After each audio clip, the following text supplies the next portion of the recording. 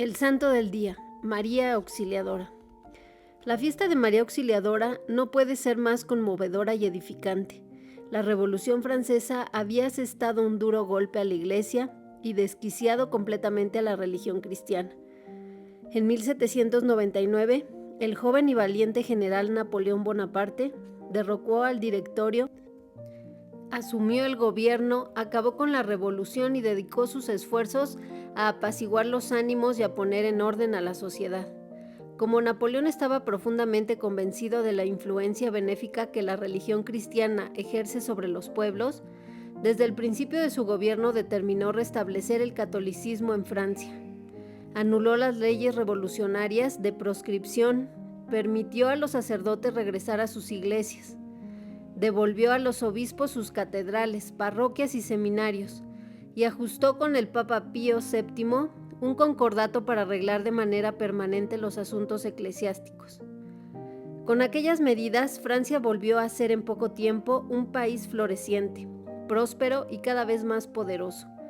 Al mismo tiempo, Napoleón, embriagado por sus triunfos y arrastrado por su ambición desordenada, exigió al Papa algunas cosas que el jefe de la Iglesia no podía conceder, como por ejemplo, anular el legítimo matrimonio de un hermano del emperador, o cerrar los puertos de los estados pontificios a los ingleses, los suecos y los rusos.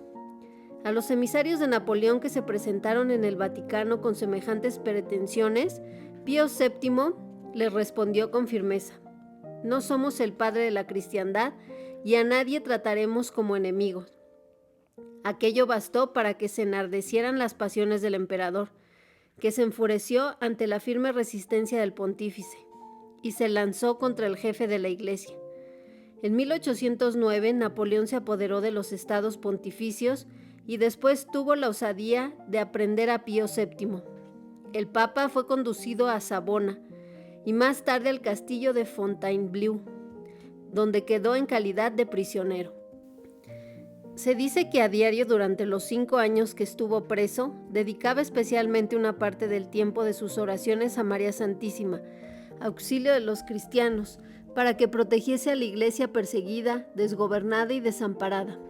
En aquel lapso, la buena fortuna dio la espalda a Napoleón, y tras una serie de reveses militares, se produjo la caída del imperio a principios de 1814.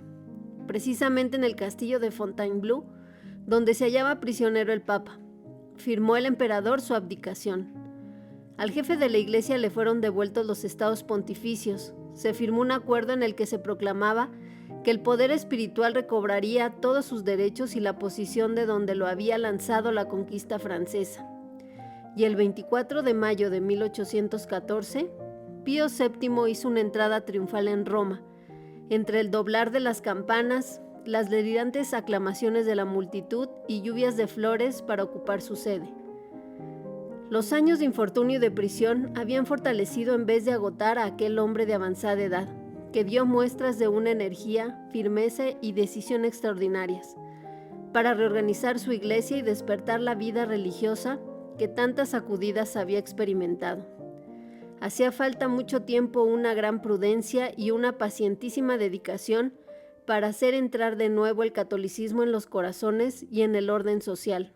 Sin embargo, el anciano Pío VII realizó aquella tarea colosal en un tiempo relativamente corto. Una vez reinstalado en la cátedra de San Pedro, restauró a la Compañía de Jesús y reabrió sus colegios en la Ciudad Eterna, mediante concordatos y convenios con los reyes y los príncipes.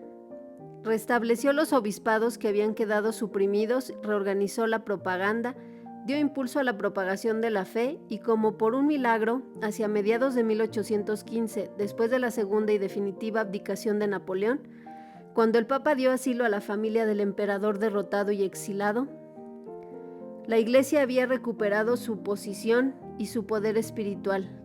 Así lo consideró el pontífice como un milagro de la Santísima Virgen a la que tanto había pedido por la Iglesia.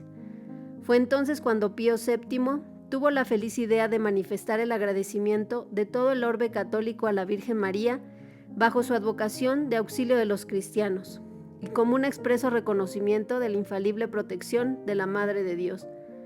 tantas veces atestiguada con prodigios extraordinarios sobre la Iglesia y los hijos de la Iglesia, en defensa de la fe contra los moros, turcos, herejes revolucionarios y todos los enemigos declarados de la cristiandad.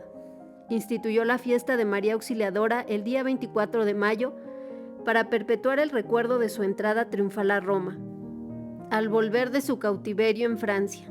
Desde entonces, la fiesta de María Auxiliadora ha concentrado la devoción de la cristiandad hasta nuestros días. María Auxiliadora, ruega por nosotros. Sea para mayor gloria de Dios.